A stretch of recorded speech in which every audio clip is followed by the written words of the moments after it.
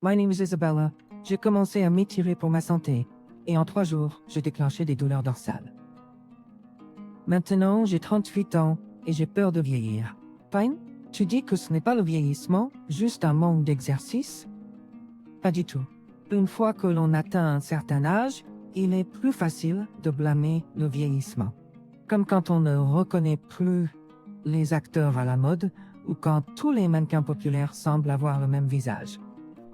Aujourd'hui, je veux raconter une histoire d'il y a environ 10 ans, quand je n'avais pas peur de tomber en talons hauts, que je ne remarquais pas la peau qui s'affaissait au-dessus de mes genoux et que je portais fièrement des mini-jupes. C'était à l'époque où j'étais dans la 3e année de mariage avec mon mari du même âge, William. Il était gentil et attentionné, du moins je le souhaitais. Tout allait bien seulement pendant la lune de miel.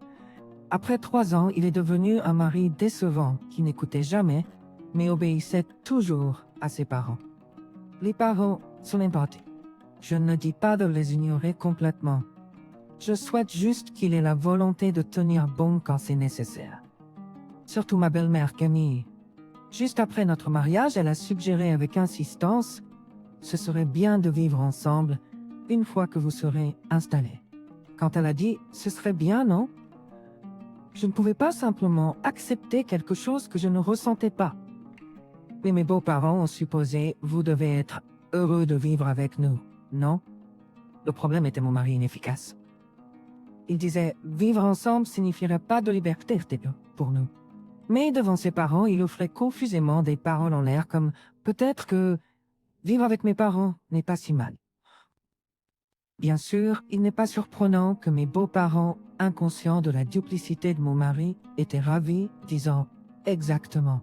En conséquence, ils ont continué à rêver qu'un jour leur fils vivrait avec eux et prendrait grand soin d'eux. Mon mari ne peut même pas ranger correctement ses chaussettes. Comment pourrait-il prendre soin de ses parents? Ce fardeau retomberait sans aucun doute sur moi. Juste à y penser, j'ai des frissons. Camille, désireuse que nous vivions ensemble, a d'abord dit « Vous êtes des jeunes mariés, parlons-en plus tard. » Mais comme son souhait de cohabitation est resté insatisfait, elle a commencé à nous mettre subtilement la pression récemment. Ah, j'ai tellement mal aux genoux ces derniers temps. C'est dur de faire les tâches ménagères. Parfois, j'aimerais avoir un peu de répit. Ou c'est juste toi et papa à la maison, non? Ça doit être calme. Vous deux êtes jeunes? Je parie que c'est animé. Je me demande si je vieillis juste dans la solitude. Mais oh, c'est amusant quand Isabella est là. Aïe mon dos. Et si un jour je ne pouvais pas me lever dans la salle de bain et que je passais simplement? Elle répète toujours ces choses. Tu peux voir la persistance inquiétante dans tout ça. Même pour des blagues de personnes âgées, son choix de mots ressemble plus à une menace. Essayer de l'ignorer ne fait qu'empirer les choses. Le malaise fait que grandir. Et son insistance sur ces mots donne l'impression qu'elle dit « Viens, vis avec nous et fais nos corvées ». En fait, quand nous rendons visite, je finis par faire toutes les corvées. Je lui ai donné des compléments alimentaires, bons pour les jambes, et un DVD du film hollywoodien qu'elle aime pour la garder tranquille. Laisse le beau-père Owen le regarder avec elle et trouver quelque chose à dire. Avec Camille, donner des cadeaux semblait apaiser les choses et même éviter le sujet de vivre ensemble. Le problème était Luc. Cela peut sembler exagéré, mais il est du genre à demander des massages comme « Mes épaules sont raides. Tu peux les masser ?» ou même proposer de m'en faire un. C'est mon beau-père après tout. Je ne masse même pas mon propre père à son âge, encore moins en accepter un. Pourtant, personne dans cette maison, pas même mon mari ou Camille, ne voit quelque chose de mal à cela. Elle a même dit « Oh, comme c'est gentil, des massages en famille. » Elle est complètement inaccessible sur ce sujet, et mon mari fait simplement semblant de ne rien voir. Je ne pouvais pas refuser pendant les premiers jours de mariage en pensant « Est-ce leur normalité ?» J'ai été influencée et je n'ai massé que ses épaules. Mais j'ai fermement refusé depuis. Cependant, mon refus n'a pas mis fin. Après mes douches, Luc ouvrait accidentellement la porte, prétendant « Je pensais que personne n'était là. » J'ai commencé à détester Luke après que la même chose se soit produite lors de ma deuxième visite de Thanksgiving, l'ayant remarqué pour la première fois lors du Noël précédent. Cela peut sembler trivial, mais ce n'est pas normal que cela se produise 2 fois. J'ai agi à mon mari que je l'ai plus envie. C'était juste une coïncidence. Il ne penserait pas bizarrement de la femme de son fils. Nous sommes une famille, non? Tu n'es pas un peu trop consciente de toi-même. Peut-être que tu regardes trop de drames. Il a balayé cela légèrement. Alors, l'année dernière, j'ai dit que j'étais malade et je l'ai envoyé en avant. Je les ai rejoints seulement après avoir pris une douche à la maison et avoir attendu que tout le monde soit endormi. Luke seemed eager to say something and Camille even remarked, "You're so cold, even though we're family." Yeah, right. Say what you want. If massaging Luke's dirty back means losing my dignity, I'd rather be the coldest person ever. With no one to rely on, I have to protect myself. All these experiences made me thoroughly disillusioned with my ineffective husband and in-laws. After all the dreadful experiences as Thanksgiving approached, I decided to fulfill my childhood dream of opening a cafe. I used my savings to build a new house with a garden, planning a small cafe on the ground floor and a staff room storage on the second. I'll plant colorful flowers in the garden and set up terrace seating. It's near the sea with plenty of greenery, a place with the scent of the sea breeze. Then the news of me buying a house somehow leaked to Camille through my husband. Lately, Camille had been calling my husband's mobile, pressing for cohabitation. He carelessly told her she bought a house, so maybe we'll live together sooner than expected. Convinced we were finally moving in together, Camille called me right after talking to my husband. Bonjour, j'ai entendu. Entendu quoi? Ah, arrête de plaisanter. Tu as construit une maison, une nouvelle, avec un jardin. Comme c'est merveilleux de ta part d'acheter un tel endroit grandiose pour nous. Quoi? Attends une minute, où as-tu entendu ça? J'ai entendu ça de Moïse. Ma femme construit une maison et nous pourrions bientôt vivre ensemble. Oh, c'était censé être une surprise? Je suis tellement heureuse. Camille semblait exceptionnellement joyeuse. Non, je l'ai pas acheté pour vivre avec toi et Luc. Oh, t'es taquine. Parlons de Simpilaito. J'ai hâte. Clic. Pip. L'appel s'est brusquement terminé, me laissant avec un écho creux. Elle a dit ce qu'elle avait à dire et a raccroché. Cette nuit-là, quand mon mari est rentré du travail, je l'ai confronté en colère. De quoi s'agit-il? Pourquoi ma maison implique-t-elle soudainement de vivre avec Camille? Surprise, il a répondu, « Je n'ai pas dit que nous allions vivre ensemble, juste que cela pourrait arriver dans le futur. » C'est ton père. Que faisons-nous maintenant? Arrête de crier. Dis-leur simplement que nous ne vivons pas ensemble. Pourquoi es-tu si en colère? Je suis en colère parce que dire ça ne fera aucune différence. C'est bien si mes parents vivent avec nous. Tu auras peut-être plus facile avec les tâches ménagères, non? Il a bâillé en rejetant la situation avec désinvolture. Fine. Je finis toujours par faire les tâches ménagères quand nous rendons visite. Comment peux-tu dire une telle chose après avoir vu cette situation? Vraiment? Bon, peu importe. Regardons le bon côté des choses. Nous leur avons déjà donné l'adresse, autant vivre ensemble. Je commence à penser que c'est OK. Ça évite les tracas d'acheter une maison pour cohabiter.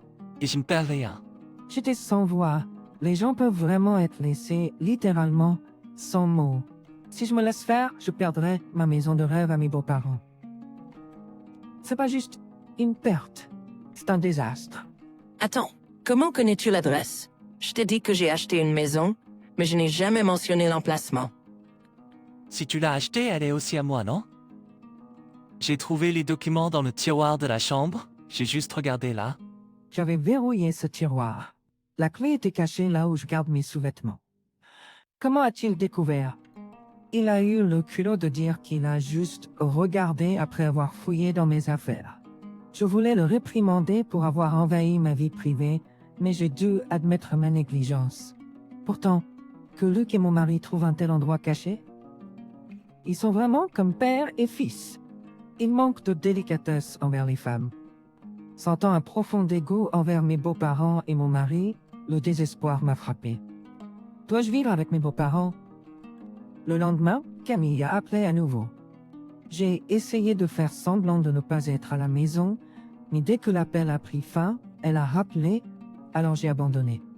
Elle a continué à appeler jusqu'à ce que je réponde. Bonjour? Ah, elle n'a pas pu attendre et a appelé. Cette phrase pourrait être mignonne venant d'un partenaire bien-aimé, mais pas de Kayla. Même de mon mari, ce serait effrayant. J'écoute son enthousiasme. Oui? Nous avons décidé de vivre ensemble, donc j'ai commencé le processus de déménagement de cette maison. Il y a encore beaucoup de choses à régler, mais nous sommes prêts. Fine? Ma voix est sortie sans vie, un mélange de « ah » et de « quoi ». Je priais pour que tout cela ne soit qu'un rêve. Mais Kayla a joyeusement dit « Je te préviens, alors dis-le à ton mari. » Que veut-elle dire? Accepter de vivre ensemble sans mon consentement? Et déjà prévoir de déménager? C'est insensé. Leurs cerveaux sont-ils faits de hamburgers? Ah bonjour, c'est moi. J'ai entendu dire que nous avons enfin décidé de vivre ensemble. C'était Luc qui a pris l'appel, la dernière personne avec qui je voulais parler, même au téléphone. Je suis restée silencieuse, mais Luc a continué à parler. Oui, nous sommes maintenant une famille de 4 personnes. Nous avons déjà emballé nos affaires pour les envoyer. Pouvez-vous les recevoir dans la nouvelle maison mercredi prochain? Quoi? J'étais vraiment choquée. Envoyer leurs affaires déjà? C'est au-delà de la précipitation. Mais bon, ce sont les mêmes parents qui, sans aucune confirmation, ont supposé qu'ils pouvaient vivre avec nous et prévoient de quitter leur maison de longue date. Penser qu'une conversation rationnelle fonctionnerait avec de telles personnes était mon erreur. S'ils veulent quitter leur maison si rapidement, qu'ils le fassent à leur manière. Ouf. D'accord, j'attendrai les bagages. Une semaine plus tard, mercredi après-midi, Camille a appelé mon portable. Bonjour, nos affaires sont-elles arrivées? J'étais inquiète et je devais appeler. Oui, elles sont arrivées. Je viens d'envoyer mes affaires chez mes parents aujourd'hui. Oui, c'est fait. Je viens d'envoyer mes affaires chez mes parents aujourd'hui. Quoi? Chez tes parents? Pourquoi? J'ai envoyé mes affaires chez mes parents. Comme ça, c'est clair. Non, je veux dire, pourquoi? As-tu envoyé des choses inutiles? Bien sûr que non. Est-ce que tu envoies des choses indésirables chez tes parents? C'est terrible. Non, arrête d'être impoli. Je comprends pas. Explique correctement. Je n'ai plus besoin de garder mes affaires dans la maison actuelle. Pourquoi? Parce que nous ne vivons plus ensemble. Tu sais que la nouvelle maison est encore en construction, n'est-ce pas? Quoi? La voltula a monté d'un ton. Que veux-tu dire? Tu veux la version longue? Ça pourrait prendre aussi longtemps que le fleuve Mississippi, tu sais. Ne plaisante pas, dis-moi simplement. Tu ne sais pas rire, toi. Normalement, elle n'écoute pas un mot de ce que je dis, mais dans des situations comme celle-ci, elle essaie désespérément d'écouter. Bon, je vais lui donner la réponse. La date de déménagement la plus proche pour cette maison est dans 6 mois. La période de construction a été prolongée parce que j'étais très exigeante sur le design intérieur. Que veux-tu dire? Mon fils a dit que tu construisais une maison. C'est pourquoi j'ai dit construire, au présent, pas construit. Tu fais des erreurs basiques parce que tu n'écoutes pas. Avant que je puisse finir, Kayla a crié. Tu nous as trompés. Quelle impolitesse! Ce sont eux qui ont mal compris. Si seulement Kayla avait parlé à mon mari de l'envoi de leurs affaires, cela aurait pu être évité. Au moins, il sait que la maison est toujours en construction. C'est ce qui arrive quand on écoute seulement ce qu'on veut et qu'on l'interprète à sa manière. Alors qu'est-ce qu'on est censé faire maintenant? On quitte cette maison dans 1 mois et demi. Ils ont décidé de déménager si rapidement. Leur obsession de vivre ensemble est effrayante. Camille, toujours lente avec ses pieds et son dos douloureux, devient soudainement énergique quand ça lui convient. Je sais pas. Pourquoi supposerais-tu que tu peux simplement vivre dans une maison que quelqu'un d'autre a construite? Mais nous sommes une famille. Ne dis pas de telles choses horribles. C'est triste. Ah, famille? De quoi parles-tu? Sais-tu où je suis? Je suis à la mairie avec une demande de divorce. Quoi? Et je fais quelque chose de mal. Il a pleuré, mais j'ai convaincu mon mari après 1 semaine. Ah, Que veux-tu dire? j'ai saoulé avec suffisance. S'il te plaît, Edmondé. Ah, c'est dommage que ce soit au téléphone. Si Camille était devant moi, je lui aurais lancé un regard méprisant en plein visage. J'ai obéi à Camille en lui racontant les événements qui ont mené au divorce. Tout a commencé la nuit où j'ai parlé à mon mari des beaux-parents qui envoyaient leurs affaires à la nouvelle maison. J'ai annoncé la nouvelle pendant le dîner, aussi naturellement que si je demandais de la sauce. Oh, au fait, on va divorcer. Il est choqué. Pourquoi? Ai-je fait quelque chose de mal? Sa réaction était probablement due à la surprise de ne pas prendre ça pour une blague. S'il pensait vraiment avoir fait quelque chose de mal, il se ferait des ennemis parmi toutes les femmes. Quelle terrible blague. Tu n'as fait que de mauvaises choses. Reine? Son expression perplexe n'a fait qu'approfondir ma désillusion. Tu ignores tout ce que je dis, fouille dans mon tiroir à sous-vêtements et gère la situation de vivre ensemble avec négligence. Penses-tu vraiment que tu n'as rien fait de mal? Oui? Alors, le bon sens a été laissé dans le ventre de Camille, jamais à récupérer. Je suis soulagée. Maintenant, je peux te divorcer sans aucun regret. Attends, juste une minute. Ça suffit. J'ai pris ma décision. Je peux plus te supporter, toi ou tes parents. Alors, c'est que Guac. Pendant environ 6 jours, chaque nuit était une violente dispute à propos du divorce. Je pensais qu'il serait d'accord facilement, mais il détestait être largué. À chaque fois que je mentionnais le divorce, nous nous disputions amèrement. Le jour le plus calme a été quand je l'ai presque forcé à signer les papiers de divorce. Il m'a même jeté une télécommande et j'ai défendu avec son tout nouveau ordinateur portable.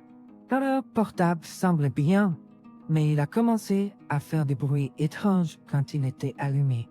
En colère, il a plus tard renversé une table et j'ai instinctivement utilisé son manteau de designer comme bouclier. Après l'avoir lavé et laissé toute la nuit, il sentait le ketchup et l'ail. Il n'avait pas remarqué la tache et je n'avais aucune intention de l'envoyer au nettoyage.